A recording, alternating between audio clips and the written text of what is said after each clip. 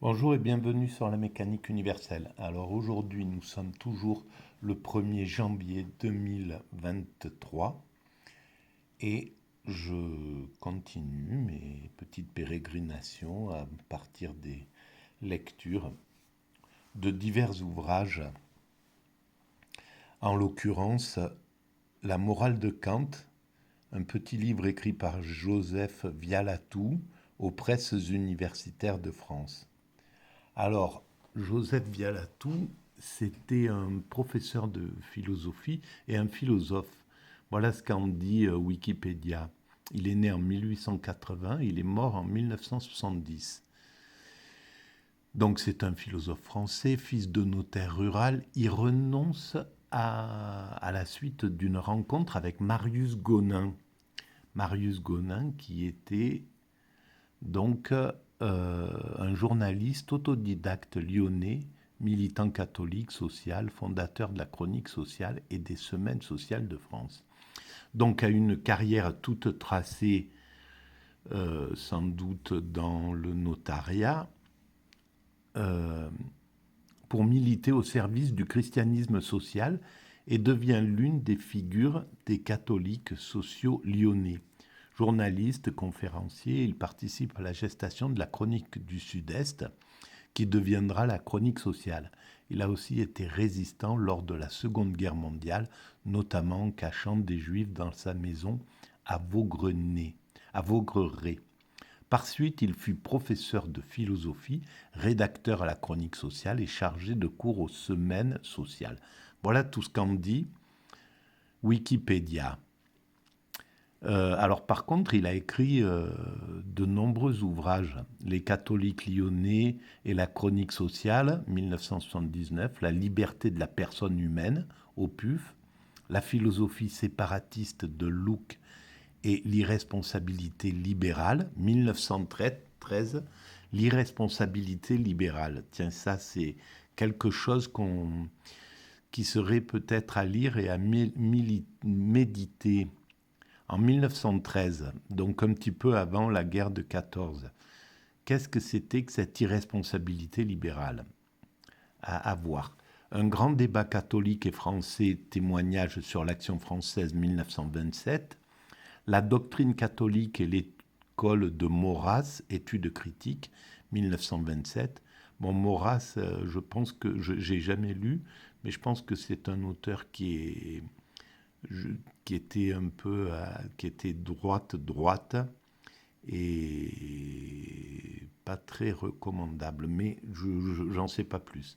Le discours et l'intuition, leçon philosophique sur la connaissance humaine et la croyance introductive à l'étude de la logique et de la métaphysique. Préface de Jacques Chevalier en 1930. Morale et politique, réflexion sur les études du père de Broglie, Sciences politiques et doctrine chrétienne, 1931. Philosophie économique, études critiques sur le naturalisme, 1932. La cité totalitaire de Hobbes, théorie naturaliste de la civilisation, essai sur la signification de l'existence historique du totalitarisme, 1935. Ça aussi, c'est quelque chose assez qui me parle. De Durkheim à Bergson, 1939. Pour lire Platon, 1939. Le problème de la légitimité du pouvoir, Vichy ou De Gaulle, 1945. Ça aussi, c'est quelque chose. Donc là, il y a vraiment une philosophie qui est en prise avec l'existence et avec les réflexions politiques. L'intention philosophique, 1952. Signification humaine du travail, 1953. La morale de Kant, donc cet ouvrage-là, 1956. Le peuplement humain, faits et questions, doctrine et théorie, significations humaines du mariage, 1957 et 1959. La répression et la torture, essai de philosophie morale et politique, 1957. Voilà, ben, c'est quand même un auteur qui me semble à lire pour ceux qui s'intéressent à la philosophie un peu underground, à mon sens. Voilà. Donc, je reprécise le travail que j'effectue, c'est en lien avec la théorie de la mécanique universelle, la théorie que je défends sur la mécanique universelle, et selon laquelle l'humanité est destinée à atteindre son ultime perfection, la paix universelle et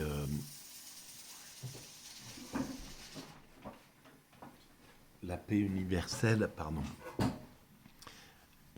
la fraternité, bon, voilà, je vous laisse imaginer déjà ce que peut être la perfection de l'humanité, une humanité qui aurait atteint son stade ultime de perfection, comme d'ailleurs toutes les autres espèces cherchent à atteindre leur perfection. Il se trouve que pour l'espèce humaine, à mon sens, d'après mes analyses, c'est une perfection spirituelle. Donc spirituelle, une perfection spirituelle au sens total du terme. Je vous renvoie à la lecture de la mécanique universelle pour comprendre ce que je veux dire. Voilà. Alors, je vais commencer un petit peu à lire. Alors, on va lire le tout début, l'introduction. Voilà, alors je lis, je découvre en même temps, même si parfois j'ai picoré un petit peu, mais je n'ai pas lu complètement, je lis un peu des petites lignes comme ça. Alors, introduction. La morale de Kant est un aspect essentiel, et même sans doute l'aspect dominant de l'ensemble de sa philosophie, plus précisément du criticisme kantien.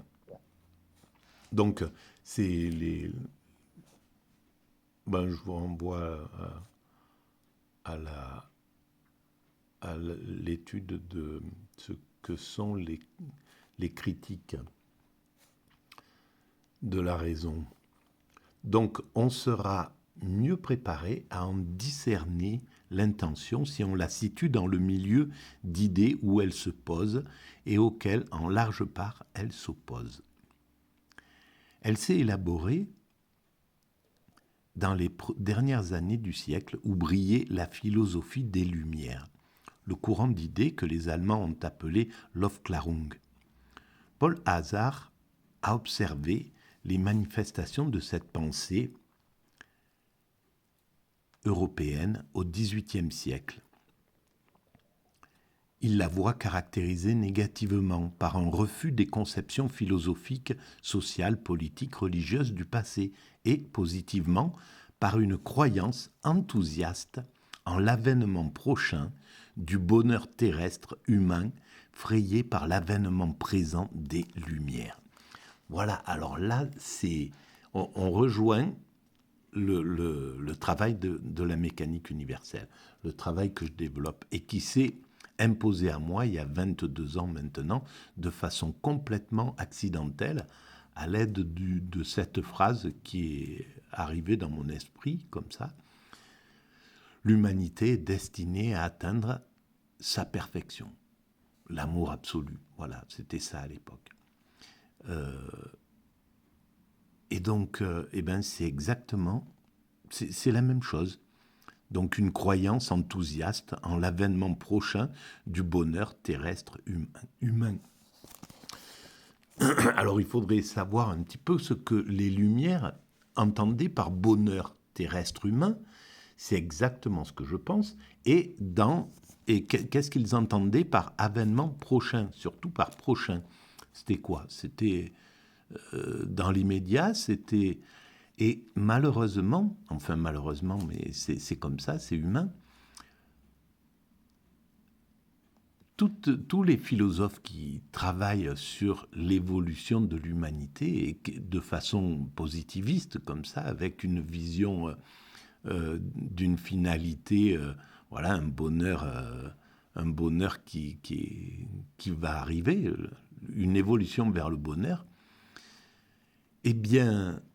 pense que c'est pas loin, qu'ils le verront pratiquement, que c'est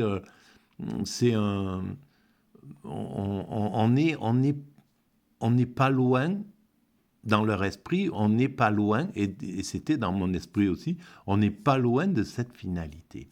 Et en fait, c'est une façon, c'est la façon de prendre ses rêves pour ses réalités, mais c'est complètement légitime en somme.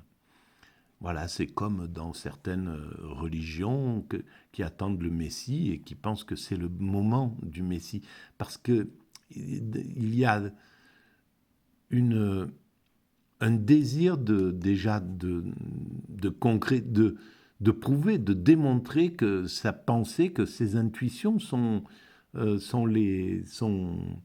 justes. Et puis, il y a la façon de penser que l'évolution de l'humanité se pratique pratiquement au même rythme que l'évolution d'un être humain. Donc nous, évidemment, on peut, même, voilà, dans une logique un peu simpliste, on pourrait dire qu'on passe de l'adolescence, d'une adolescence agitée et bagarreuse, enfin comme le monde tel qu'il est aujourd'hui, hein, à une vieillesse, à la sagesse de la vieillesse, dans un court laps de temps. C'est quoi? C'est 60 ans, 70 ans, 80 ans. Bon, voilà, c'est quelque chose qui a une évolution à l'échelle humaine. Sauf que l'évolution de l'humanité se déroule sur un autre rythme. Évidemment, c'est pas le rythme de...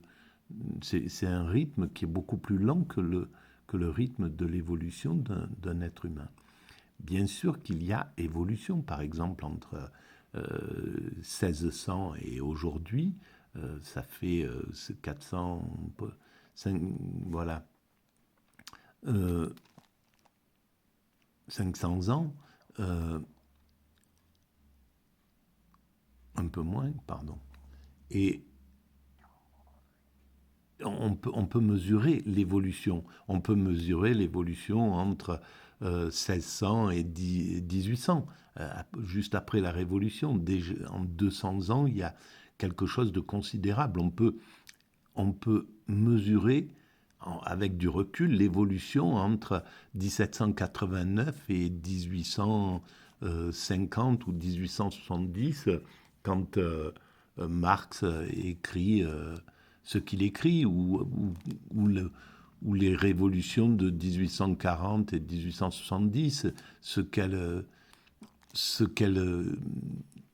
amènent comme nouveauté sociale dans leur pensée. Et puis, bon, 1770 et 1970, 1870 et 1970, on peut mesurer l'évolution sur ces 100 ans. On peut mesurer l'évolution entre 1970 et 2000, où il n'y avait pas d'Internet encore. Hein. En 70, il y avait tout un tas de choses qui étaient vraiment différentes. Et aujourd'hui, voilà. Donc, cette évolution, elle est, à mon sens, on peut la distinguer correctement sur le passé, mais pas en quelques décennies. Là, nous sommes par exemple devant une sorte de recul de l'humanité, parce que de temps en temps, elle évolue très vite et puis elle stagne ou elle fait un petit recul. Les périodes de guerre sont des périodes qu'on peut juger comme des périodes de recul, des périodes de régression. Mais globalement, l'humanité ne régresse jamais au niveau total dans l'humanité. Mais par contre, voilà, aujourd'hui, on est encore dans une période, on se retrouve dans une période qui ne nous permet pas de voir de façon optimiste l'évolution de l'humanité. Là, il y a une guerre qui est en train de se dérouler avec une possible déflagration violente, enfin bref, des des complications et encore des tensions, des coups de menton entre les dominants, entre les USA et la Chine. Enfin, voilà, on voit bien que des choses sont en train d'évoluer, de se mettre en place. Quand on regarde avec un peu de recul, on voit bien que le monde est en train de passer d'un système dominant à un système beaucoup plus universel. Mais ça exige, ça demande des tensions terribles. Voilà, ça. Mais c'était exactement pareil quand la France a dû passer quand c'était des petits fiefs et qu'il a fallu se fédérer pour devenir un royaume. Ça s'est fait à travers la violence, comme bien souvent. C'est un petit peu ces moments-là, parce qu'on ne sait pas évoluer de façon consciente et on ne comprend pas ce que nous construisons en réalité. On n'est pas conscient que nous construisons cet état de perfection, ce jardin des délices, cet Éden que nous construisons, cet Éden, mais on n'en a pas encore pris conscience ni la mesure. Voilà. Donc je continue. Ô bonheur, fin et but de notre être, réflexion sur le bonheur, épître sur le bonheur, sur la vie heureuse, système du vrai bonheur, essai sur le bonheur, della felicità, l'arte di essere felici, discorso sulla felicità, die Grüsenlichkeit versus über die Kunst. Bon, bref, je vous laisse lire tout ça. Of happiness, le temple du bonheur, c'était à qui répéterait que de toutes les vérités, les seules importantes sont celles qui contribuent à nous rendre heureux, que de tous les arts, les seuls importants sont ceux qui contribuent à nous rendre heureux, que toute la philosophie se réduisait au moyen efficace de nous rendre heureux, et qu'enfin, il n'y avait qu'un seul devoir, celui d'être heureux. Le bonheur, telle est la fin à viser. Voilà comment l'état d'esprit des Lumières, de l'époque des Lumières, c'est-à-dire de la philosophie du XVIIIe siècle. Et évidemment, il y avait cette exaltation. Ils ont ouvert la voie, il faut le voir comme ça. Ils ont sorti la philosophie d'un Moyen-Âge qui cherchait le sens, qui cherchait à comprendre le sens, pour éclairer un sens de l'humanité. Et puis après, les Lumières se sont éteintes sur l'horizon qu'éclairaient les Lumières, les philosophies des Lumières, pour éclairer l'homme, pour éclairer l'être humain. Après, donc le faisceau de lumière qu'éclairait les Lumières, donc l'horizon, a été ramené au-dessus de l'homme pour comprendre l'homme, pour essayer de réfléchir à sa condition. Alors sa condition à travers des philosophes comme Engels, comme voilà, des penseurs, les penseurs du XIXe siècle, Engels, Marx, etc., Fourier, tout, qui réfléchissaient à la condition de l'homme, Proudhon, etc., ou au problème psychologique de l'être humain. C'est les Freud et les Lacan, voilà, toute les grands psychologues du XIXe siècle. Et donc, pendant cette période-là, la lumière a été braquée sur l'homme. Et c'était légitime. Et ça a donné encore plus loin l'homme absolu. On est rentré, on a abouti à l'existentialisme. L'homme, et c'était fermé, l'idée qu'il y avait du divin, qu'il pouvait y avoir du divin, se posait la question de qu'est-ce qui avait bien pu créer cet univers, enfin les questions essentielles. C'était plus possible. Là, on rentrait dans l'athéisme pur et dur. Et c'était légitime, il fallait travailler sur l'homme pendant toute cette période-là, donc c'est ce qui a été fait. Et maintenant, il est peut-être temps, je ne sais pas, mais moi j'ai cette conviction-là, qu'il faut rééclairer la lumière sur l'horizon. Voilà. Et donc, c'est ce qu'on va faire. Voilà. Bon, je suis obligé de couper. J'entends que j'ai un appel en ligne. Je vous remercie et à très bientôt.